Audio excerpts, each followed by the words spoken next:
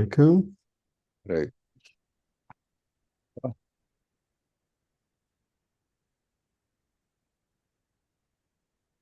Inshallah, we can start. Okay. Assalamu alaikum everyone. Bismillahirrahmanirrahim. Alhamdulillah rabbil alamin. Wassalatu wassalamu ala sayyidina Muhammadin wa ala alihi kulli wa sahbihi kulli ajma'in. Rabbi shrah li sadri wa yassir li amri wa hlul 'uqdatan min lisani yafqahu qawli. Welcome to another session of Quranic journey in the month of Quran, month of Ramadan that we describe it as a month of Quran. And particularly those days is very important. Now we are in the day and night of Laylatul Qadr, and the meaning or the value of this special night comes from the Quran. So which means that, as we discussed yesterday, we should seek Laylatul Qadr as the night or as the time in which that Quran is revealed to us first time, as if. So we should get ready to, in a way, to be exposed to the Quranic revelation, to take the Quran to our heart, to our mind, and to our life. And that's how we can truly take advantage of this Laylatul Qadr and truly understand the meaning and wisdom of this special night. And that's what we have been doing in the month of Ramadan. We try to understand and reflect on the treasure of the Quran. And because our main argument from the beginning that we have been distant from the Quran, we discarded the Quran, we need to rediscover the Quran and bring Quran to our life. Yesterday, we reflected one ayah. It was very, very interesting. The ayah was talking about the flooding. And if you just look at within the historical context, you will say it's as if it talks about the events in Medina era, but as we reflected yesterday, the ayah provide more universal principle and saying there will be always someone who are plotting against the Quranic message, against the Iman. And we mentioned the greatest plots in our time, and perhaps in the entire Islamic history, is the plots that we have through the knowledge, through education, through secular ideology. So in this regard, that we basically try to see how we can understand the meaning of this ayah and to see what is our responsibility and to fulfill that responsibility. So we had a very nice interaction on that, and we're going to continue on this given its importance. And for a while at the beginning of the program, and then we'll move to other definition of the Quran and give more example, inshallah. Let's start. Then, inshallah, we will thank you very much for this beautiful and concise summary of the discussions that we have been having, and particularly yesterday's discussion. There is a principle that I would like to share with my friends, all of us. Quran is not a book of information. What do I mean? I should not read the Quran as an encyclopedia book, giving information. Quran is a guide, hidayah. Quran is the source of shifa, health, healing for human problems. So when we read the Quran, if we see any news in the Quran, looks like information transferring to me with information. But God is aware of what their plots are. This information. And if I read the Quran like this, which some people do, unfortunately without realizing the rhetorical side of the Quran and the purpose of the Quran, they say, well, okay, God says, I am great. Okay, what shall I do? He is great. All right, what shall I do? If someone says, I am the king, okay, good for you. Why do you tell me? So we have to look at the Quran when we read that information, we have to think, why does my creator tell me this, that he is aware of their plots? It means, we studied yesterday, there are plots, the plots, some plots are going on. Be careful. Ali, Dr. Najati, be careful. Plots are going on. We spent a lot of time on it yesterday, which kind of plots there are. So as a response, we said we will study further ayats to defend ourselves and make these plots or disable these plots, dysfunction, and respond it back and reject it. If you like, how are we going to make jihad against these plots, or the ones who is really setting the plots against Muslim believers? So here we came to this ayah. Now, what I have written, shall I continue? Dr. Najati? Yeah, please. You are the Yes. moderator. You are here. So the Muslim world needs to wake up and reclaim the universe from the materialist secular scientists, as the Quran orders with its hundreds of ayats. Of course, we have to study some of them. Examples. Now, shall we start with this ayah now? Let's listen to it, inshallah, if I'm not wrong. All right. ولقد خلقنا الإنسان من سلالة من طين ثم جعلناه نطفة في قرار مكين ثم خلقنا النطفة علقة فخلقنا العلقة مضغة فخلقنا المضغة عظاما فكسونا العظام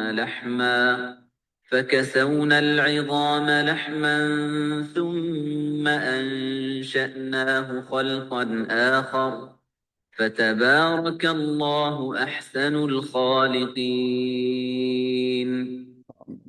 Amen. Now, before reading the translation of the Quran, I would like to share a very essential principle in the rhetorical side of the Quran that we should never forget. If the Quran narrates an event, this principle, there are lots of principles without which we cannot understand the Quran properly as it's supposed to be understood. This principle, if a historical event is narrated, the past tense is used as something happened in the past. Now, and if past tense is used related to the hereafter, okay, there are many ayats speaks in the past tense and uses the verb in the past tense, but the subject is related to the hereafter. Mostly the scholars or translators, they say, although the tense is past tense, they say, we will give them, the believers, this, will, they say, because they know that this is the rhetoric of the Quran or quality of the rhetoric of the Quran, past tense in the Quran, unless it is narrated historical event, not doesn't show the time, the tense, shows certainty. Definitely know that it is already done, as if. Be sure, as if it is already done. As far as the Creator is concerned, it is done, correct. But the Quran is speaking to human beings, so he's saying, make sure it is already done. No doubt about it. Investigate, you will see the signs for it. Now, it is an invitation, guarantees the future. But another principle, again, in reading the Quran that we should never forget, if a verb is used in the past tense, as far as the describing the actions of the Creator, it means the same thing. It definitely is like this, present. It definitely is like this, guaranteed. That's why the Quran, if, for example, here we say, وَلَقَدْ خَلَقْنَا, we created human beings. This news, we have to be careful, past tense. We created human beings. This verse is going to be read by the people next generation, inshallah. But they will say, khalaqna, but we are reading now the Quran, but they are not created yet according to us. No, it doesn't mean definitely we created it. No, it means definitely it is us that creates present tense. You've got to be careful. We cannot read the Quran literally. We have to know some principles. This is a very simple principle and shared by all scholars. No one can, apart from these modern people, some modern people, very few, they say it is the past tense and Allah that created, but you cannot apply it to the universal quality or the capacity of the Quran, because I am reading this sentence which was revealed 14 something, more than 1400 years ago. I would say, excuse me, I wasn't created that time. No, it doesn't make sense. So look at the translation now. Accordingly, we will read the translation. No, it's wrong. Just a minute. We create the human from an extract of clay. Be careful. We create. We. Now, the fundamental elements of human beings are introduced here. It means, what do you call that? What do they call that? Say atoms, the smallest parts, the main building blocks of my body. Who creates it? The one who creates the universe. He is the creator of my clay, if you like. But this is the simple, because Quran speaks, gives always simple example that everybody understands. It doesn't say, we create the human beings from an atoms. No one knows. Most of the people don't know what atom is, and especially before people didn't know. So clay, it means from it, of course, there are many messages from there that human body is fed by the things created through the clay, earth. So then, look, it is gradually we place him as a drop in a secure lodging. It is not developing by itself. It is not evolving in a better situation. This is the second stage also is done, created by us, secure lodging. Then we create a drop into a clinging form. Look, not the cell itself is independent, the acting. Then the clinging from into a lamp, and then the lamp into bones. Then we again clothe the bones with flesh. We did it. All stages here introduced as the act of the creator. Why we? The creator of the whole universe. Whatever you see, all the qualities manifested there. With my infinite qualities, I am the one who is creating it.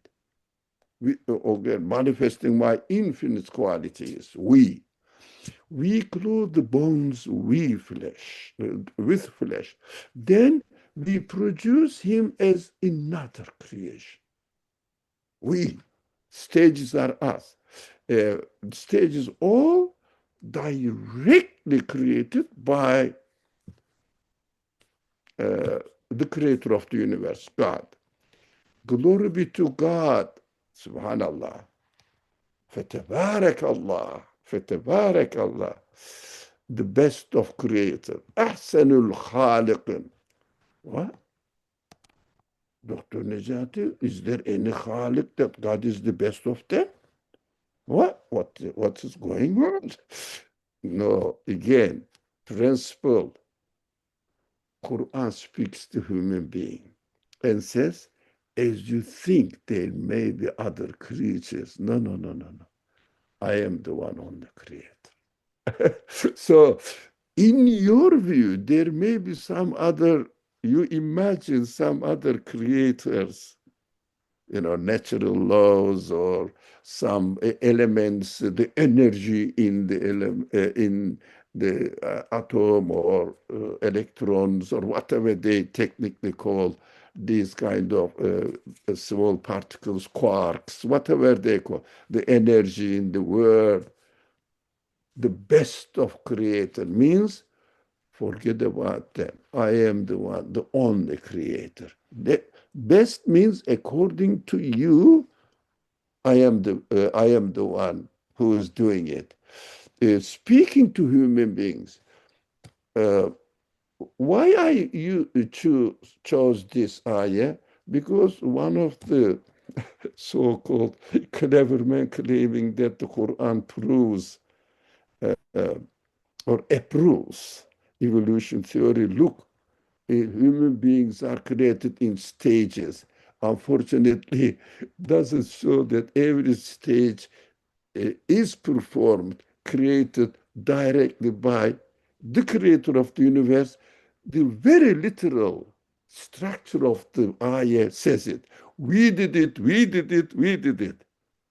But creation is taking in stages, it means perfect order, perfect pattern. The Quran is saying, don't be misled. Don't be misled, thinking that the pattern is existing by itself. No, by the pattern as if the things are growing by themselves, evolving by themselves, developing themselves in a better way, or also improving their qualities, fitting themselves to the environment. Don't be ridiculous. Everything is under my control, not themselves. That is why how many times we repeat it? 1, 2, 3, 4, 5. No? Yeah. In one verse, stages are told, order, in fact. Pattern is told.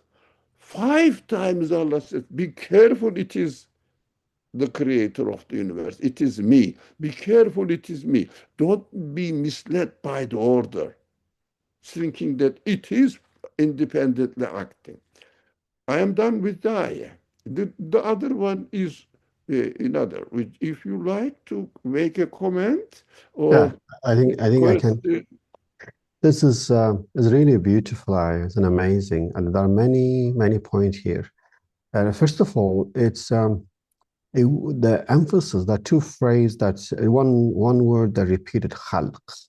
So khalq, I think, is creating a new creation, is a sign of creator's khaliq. So to see something as a creation that can be only done by infinite power is very essential. So here you're talking about clay turning to human being.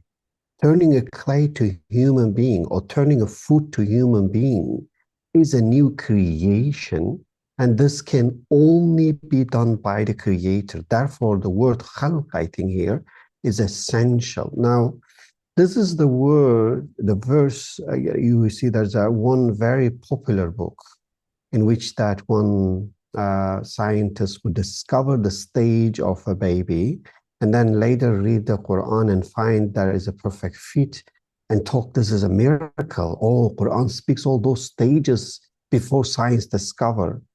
I say the real miracle is not the description of the stage, is the very act of creating human from flesh, human from clay, human from food. The act of creation is itself is a miracle and is obvious to everyone. And I think the ayah here is emphasizing that. So that's one thing. The second thing is that when he talks, the second word, he's a ja'alna. So basically, when say ja'alna is saying here, not only the creation is act of creator, the arrangement of every stage is also act of creator. Because ja'alna is placing, is arranging in a particular way from what it's created. So in this case, that the rububiyyah here is involved at every stage, that the negation, a rejection of this causation, the rejection of these material factors is very clear in the ayah, saying it's like as if it's describing, like if you refer to your analogy of a making sculpture from the stone, as if this artist is telling you that how I make from stones and make something completely new and shape it. So you could see the description here, as I think is very elegant. And as you mentioned, the emphasis on with na, ja'alna, khalaqna, again and again, it's clearly means that the plot is out there. They're going to tell you this is a DNA, this is a natural, this is a cells is doing that. No, it is we doing that. And I think you mentioned another time, just to bring to attention to those who forget it maybe. Na here refers to the manifestation of a multiple divine names in this act of creation. It doesn't mean there are angels or doesn't mean there are other gods that involved. So in this regard, that Quran is very elegantly referring to that. And I think if we reflect within this principles and read it properly, to me, again, most will look at this stage and say, amazing, the Quran described it before the science discovered the stage. I say, yes, that's true. But I say what is really more miraculous is the very act of creation out there. You see, there's not something happening. There's not something just natural. There's not something growing. There's not cells is dividing itself into the two and forming into the organs. There's not that. This is an act of creation. And the Quran is challenging you to say, you can never do that. And therefore, another ayah says, أَفَمَنْ يَخْلُقُ كَمَنْ لَا يَخْلُقُ أَفَلَا تَذَكَّرُونَ? Can the one who create be the same with the one who cannot create? Don't you know? Are you dumb? Don't you know from your own experience? Go and look at that. So I feel the emphasis on khalq here as in remind me that ayah as well, that I think is very, very essential. That's what I want to really comment on it. Thank you for drawing our attention to this. I didn't want to go into details, but again, we have to remember, is an addition, since you reminded us, Dr. Najati, again, the Quran speaks to human beings and respects the human perspective and accordingly explains it. Quran continues this as it says, yes, لَقَدْ خَلَقْنَا الْإِنسَانَ خَلَقَ. First, I know that I didn't exist certain time ago, before last century. So, and then I was created. Ah, it's understood. But when it comes to making human beings in the position of Khalifa, no details now, it's not our subject. He doesn't say khalaqa khalifa, he says ja'ala khalifa. What does it mean? In addition to what he said, we know that there was a man here. From our perspective, Quran respects human capacity, that is wisdom, speaks to primary school students at their level. So there was a man, and this man was qualified to be the director of this company. Ja'ale, not khalaqa, in my view. But since every stage is the creation, ja'ale means also creation. But from my perspective, I see Allah created Adam, or here, لَقَدْ خَلَقْنَا الْإِنسَانَ مِنْ سُلَالَةٍ مِنْ طِينٍ. We created the human beings from an extract of clay. Then ثُمَّ جَعَلْنَاهُ. And then appointed him to a higher position.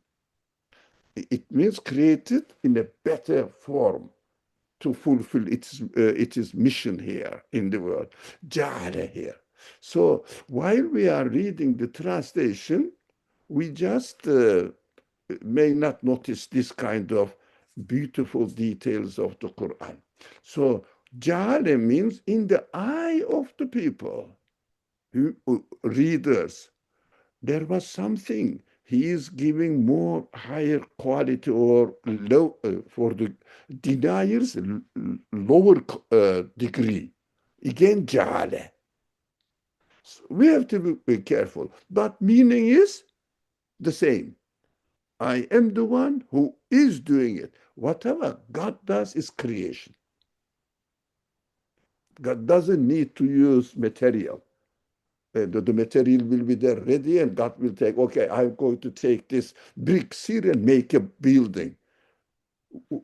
Bricks, who made the bricks? That is shirk.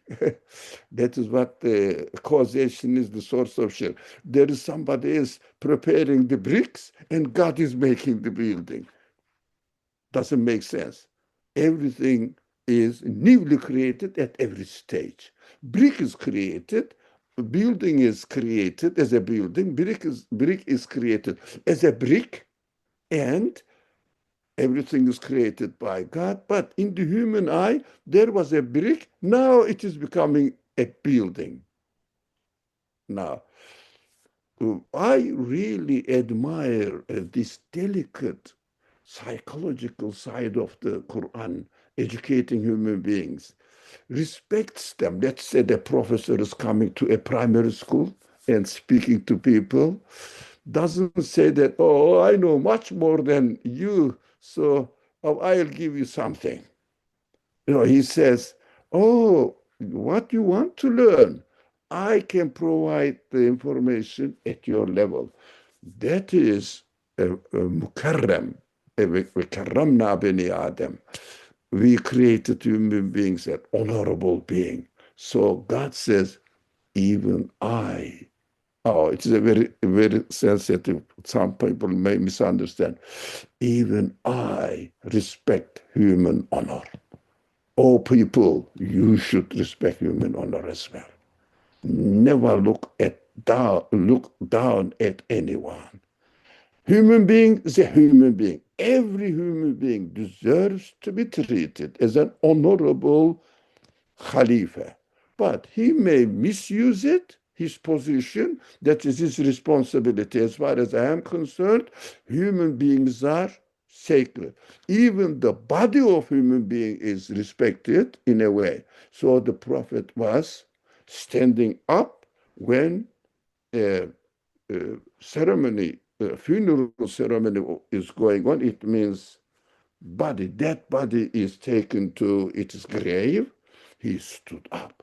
It was so interesting.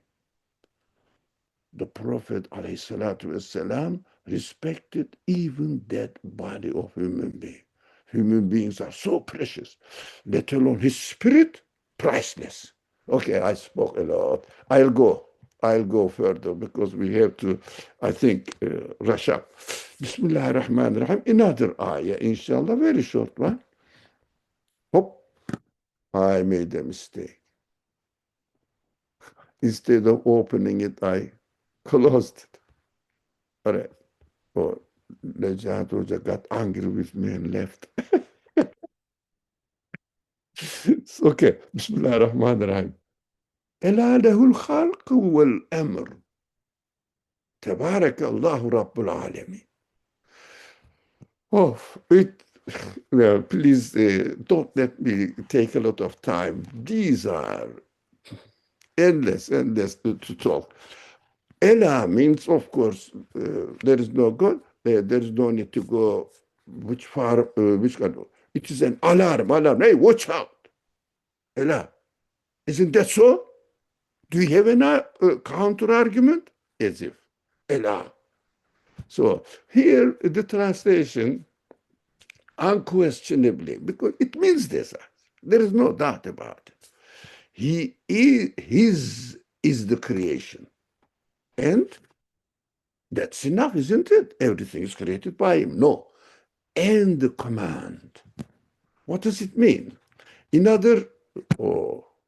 Since we are going to, we are studying, understanding the Quran, at least some main pillar principles of reading the Quran we should share.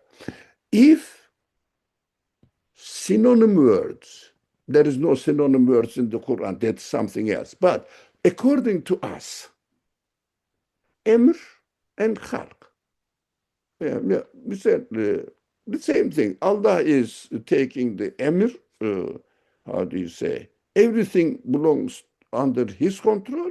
Khalq, he's creating it. But if two apparently synonym words are used in the same verse, in the same ayah, that shows that these are not synonyms at all. They are not synonyms, cannot be. There is no synonym usage in the Quran. That is a general subject. When you go into studying the rhetorical side of the Quran with examples, we will talk about it in details, inshallah. But for now, creation, khalq, and amr are two different things. Now, although creation and command takes at the same time, but two aspects of the act of creation. One of them is bringing into existence of a thing which did not exist before. For example, today I am a new man. Now, Dr. Najat thinks that Ali is an old man, older. No, I am freshly created as you are now. There is no difference, Dr. Najat. Okay, but my stage of creation is different, but I am a freshly created creature. You are as well at the same time. Huh? Don't feel that I am younger. Good. Okay. You're 1 day old. No, yeah, now, as I am now. Yesterday, I was a different creature. Now, that is the continuous creation that we have to remember. But from another aspect, in this creation, emir, it means deciding how I am going to be today is different from yesterday. How am I going to be now is different from just a minute ago, not a minute, a second ago. Continuous change. So this order side of it, emir side of it, he says command. It means what appears to us as the laws in creation, that is order side of it, emir, is also, uh, does belong to the creator. If you see that, for example, the matter is here, it is continuing its existence in an order. Quran confirms that this order is also belongs to the creator of the one who creates it, gives existence to it at every moment. So two sides of the same coin. One is material appearance, physical appearance. The other one is order side of it. Orderly creation, we call it. Orderly, continuous creation. That's what the Quranic, if you like, presentation of the universe. Orderly, continuous creation. We learn from here. So, تبارك الله رب العالمين. Blessed is Allah, pure, with no blemish, no stain, no disorder, meaninglessness, purposelessness there. So he is the Lord of the worlds, Rabbul Alamin. Of course, we have to remember when we say Allah, what do we mean? Rabbul Alamin. Rabbul Alamin, the one who creates the universe, everything in it at every moment newly. Anew. Rabbul Alamin. Okay? Okay, can I comment on this? I think this is, again, it's a very beautiful ayah. Which ayah is not beautiful? Yeah.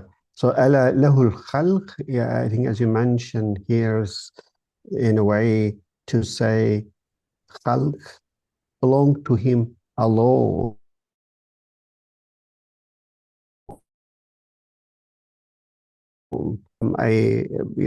Recently I was talking with a friend, and he very openly said this. He said, "Look, I don't have any problem with Iman, and I see Islam is a very logical, reasonable things, but I have really difficulty to, in a way, believe in God as if I can see Him.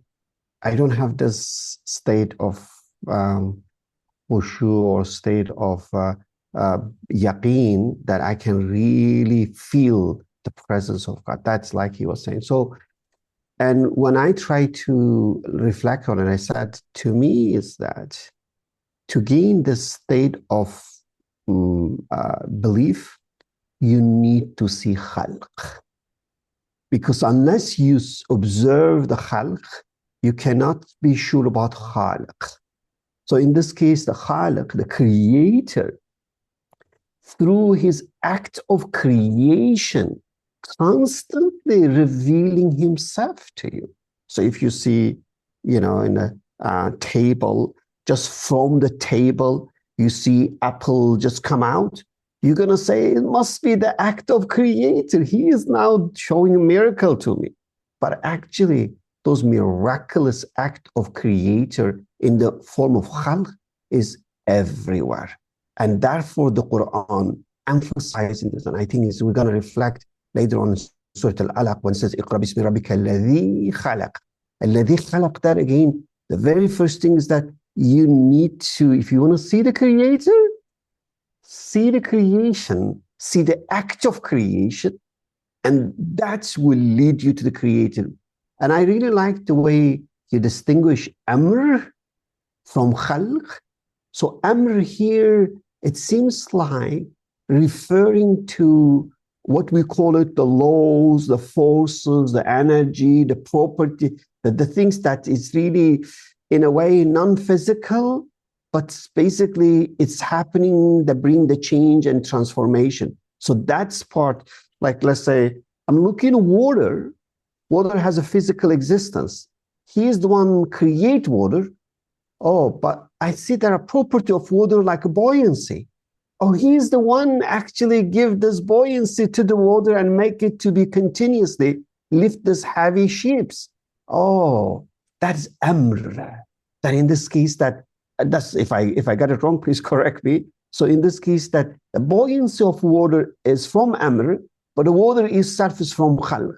So in that is in this regard that all of those physical things, as well as their quality and change and transformation in an orderly manner, are all from him. So therefore, it's in a way that is emphasized khalq.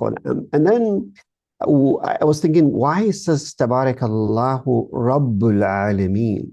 So when I try to link to the khalq and amr, it reminds me that, oh, it means khalq can only be possible when you when you are Rabbul Alameen, means everything is connected to the everything else. The one who can create one drop of water must be the one who control and create entire universes. So this emphasis here, Rabbul Alameen, basically saying that everything is connected to the entire creation. And the creator who creates one drop of water must be the creator of entire universe. And I think that is in a way that how in this very short, very elegant, very beautiful ayah, you see such. I think you can write the whole book in a way to really explain this. But Dr. Najati, is that joke, but at the same time, I hope no one misunderstands. You made a mistake. Why? You said alone. Where is alone in the Quran, in the ayah? There is no alone. Now, you are not. You are right. You are not wrong. The Quran uses, in its conciseness, if you like, changes the word in two ways. The location of the word in the sentence changes the location, place, shifts it. That is one way of doing it. Another way of doing it, making the out of three triliteral word, khalaqa, yeah, and making many forms of it. And there are lots of verbs in the Arabic grammar. You can change it into 10, 11, even 12 different forms and change the meaning accordingly. Quran doesn't speak. That changes the form of the verb. Or, as it is here, changes the place of the word. For example, normal standard grammar, Arabic grammar, should be ela el khalqu lahu, not lahu al khalq. That is standard Arabic. It is the, again, rhetorical quality of the sentence that Arabs are very, very fond of rhetoric, balagha, famous poets, poems. So that is the only thing the Arab civilization at that time they were proud of, poems. Now, nowadays there is nothing, even not poems, unfortunately. But that time, so Quran uses the word rather than el-khalqu lah. That is very simple, basic Arabic grammar. Quran changes its place, says lehul khalqu. Now, for example, if somebody wants to warn you, Dr. Najati, says, I am telling you, Dr. Najati, it's standard Arabic, English. I am telling you, Dr. Najati, you should do this. To you, I am telling, Dr. Najati, to you I am telling. Why don't you listen to me, it means? That means only to you I am saying. Where is only? Just change of the place. So just says nothing else but only me. Rabbul Alamin is the creator. Where did you get this idea? Lehul khalqu, rather than el khalqu leh. That is conciseness of the Quran. Very simple, very generally practiced this kind of conciseness of the Quran. While we are reading the translations, for example, the translator here, he said his is the creation, but there is no only. Only to him belong the act of creation. Nothing else. That is how the Quran is really excluding, disseminating the elements of the thought of shirk. Like this. But doesn't have any word for it. But it is in it, in this structure. Okay, too much. Let's go. I hope this time I don't make the mistake. Bismillah. Let's see. Okay. Bismillah ar-Rahman ar-Rahim. الذي له ملك السماوات والأرض ولم يتخذ ولدا ولم يكن له شريك في الملك وخلق كل شيء فقدره تقديرا. Beautiful, mashallah. Beautiful, mashallah. All right. He to whom belongs the dominion of the heavens and the earth, who has not taken a son and has no share in dominion, and who creates everything and determines it precisely. قدره تقديرا وخلق كل شيء فقدره تقديرا.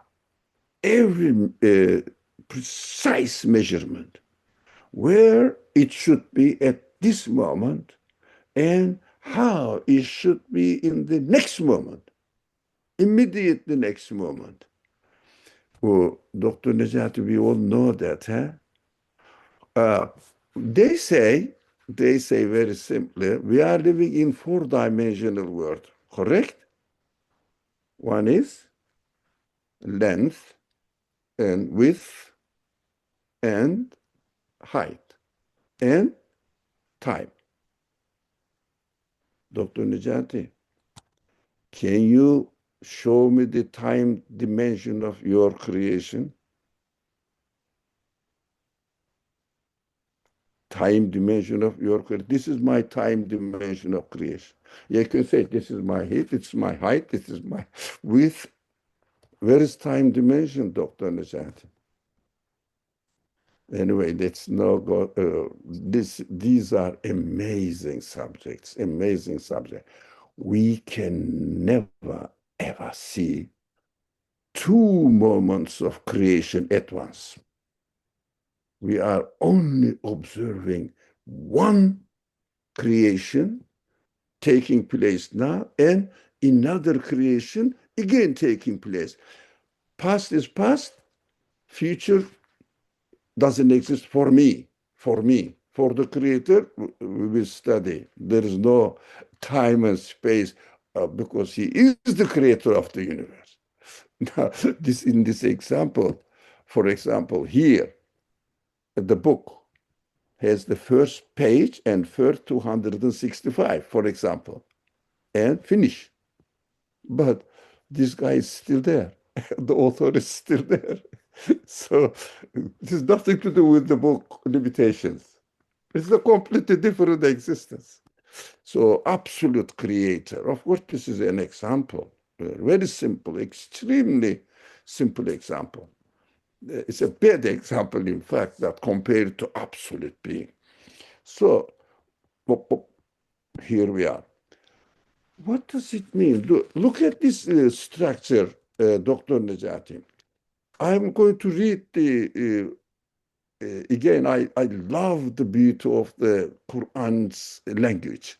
So, he to whom belongs the dominion of the heavens and the earth, like, who has, now, again, has no share in dominion, okay, in other parties. In between, who has not taken a son. What is it to do with it here? What is it to do with son and father, or what's going on here? What do you think? So, who creates everything and determines it precisely? Qadar, takdir. Now, that is another side of it, but we are emphasizing on everything measured perfectly and created perfectly in its right position, best position. Baby is the best creation as a baby. Fetus is the best creation, perfect creation as a fetus. Now, ill person is a best creation as a ill person with his illness. For example, cancer cell is the best creation as a cancer cell. Its function is there, right? So when virus is created, the best soldier of Allah functions. The virus you cannot see but kills you and me. Best creation. We should avoid from it, but we cannot say the creation of a virus is bad. Perfect creation, fulfilling its function, measured perfectly. Okay, what is it to the sun here? Now we should understand that this is the message of the Quran, that God does not transfer, bequeath, they say the technical word, transfer his qualities to anything in the universe. Now, because mother and father has a son. What does it mean? He is going to be a father and mother again, this baby. It means we'll have the same qualities in itself. No such thing at all in the universe. There is nothing who is inheriting the qualities of God and acting as a creator, acting as a shaper, acting as the one who really determines the next stage of creation. Nothing has the quality to shape me for my new creation tomorrow. New creation is a new, very freshly created universe, as I am seeing the universe now, only in a slight of creation. Although it seems to be too large, but as far as in our imagination, this is just a slice of creation. Tomorrow there will be complete different universe. No, there in between, from one stage to another stage, there is nothing that inherits the quality of the creator. That is what sun means. In between. So there are some ayats saying that the Christians claim this and this, and God,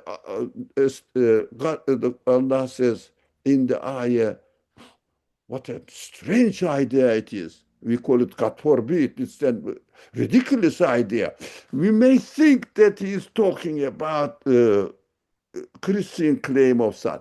Here has nothing to do with the context. Within this context, it obviously means that, let me read this part now. وَلَمْ يَتَّخِذْ وَلَدًا. Now, we should understand لَمْ يَلِدْ وَلَمْ يُولَدْ, not giving birth or this idea. No. The Quran says, I have not transferred the creator qualities to anything in my dominion, in my universe that you are experiencing, continuously renewed, and every stage, every renovation belongs to me. In between, there is no, I am the king, but this is the prince. It is going to be the king. For example, there is no such thing at all. This is pure Tawheed. That's what the Quran is emphatically teaching us. Alhamdulillah. Shall we move to another? Yeah, I think it's very good. I just want to emphasize one point. I think, as you mentioned, most people, when they read the ayah or the ayah like this, even Surah Al-Ikhlas, they will think Christian. They think, oh, does it refer to Jesus? They took Jesus as the Son of God, and the Quran referred to that. Then, in this case, that ayah become irrelevant to us because, oh, that's about Christian. Their mistake. I don't have anything to do with that. So then, why even a ask to recite in the, in my prayer every day? I mean, I don't really face any danger of become Christian. I don't accept that. So I think, but if we take it with this, comprehensive meaning, as you explain, we say, no, God has no son, because having son means to essentially pass on your quality to your son or your kids, offspring, that they will have a similar thing as you have it. And in a way, they look like you, they have the quality that you have, and they replace you. So in this regard, the Quran says, no, Allah does not give or pass on any of his quality to anyone. Like example, power. It's not that Allah actually give a power to anyone and anything. The power all belong to him. It's not like he give us limited power, but he has an unlimited power. No, he did not give us any power. We are powerless. But now, obviously, we seems to have a power, but that's not our power. That's the power of Allah manifesting within us. So I think if we look at this way, then we'll say every effect is from the Creator. Every outcome is from the Creator, is not from the cause. So as long as we give an effect to the cause, we are essentially attributing, we're doing this. The causation is in this regard to give the attribute of God to the material things. So, and therefore it's a directly contradict with the Tawheed. And therefore, in a way, we say, you never think in Islamic school or Muslims, educators will go and teach about Trinity. They will say that's wrong. But unfortunately, they have no problem teaching causation, teachings, the idea that the seed can produce the tree. The tree has the property by itself to give a fruit. The eggs can produce the chicks.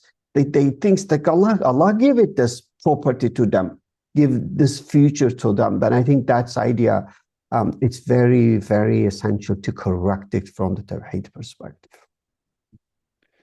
The time is up, Dr. Najati. Do you think we should do it in this way? We have two more verses to study concerning this subject, and then we will move on talking about actually this one. The definitions of the Quran, but we will not spend not much time on it. And then there are pictures of something interesting, and then complete. Now, we will complete this tomorrow, inshallah, and then the purpose of Quran, Maqasid al-Qur'aniyah. I know you prepared the poll, but shall we use the poll after we finish the related ayats tomorrow? And then in between poll, I spare the time for it. What do you think? Okay, that's fine. That's fine. I think we already exceed our Time is time, up so now.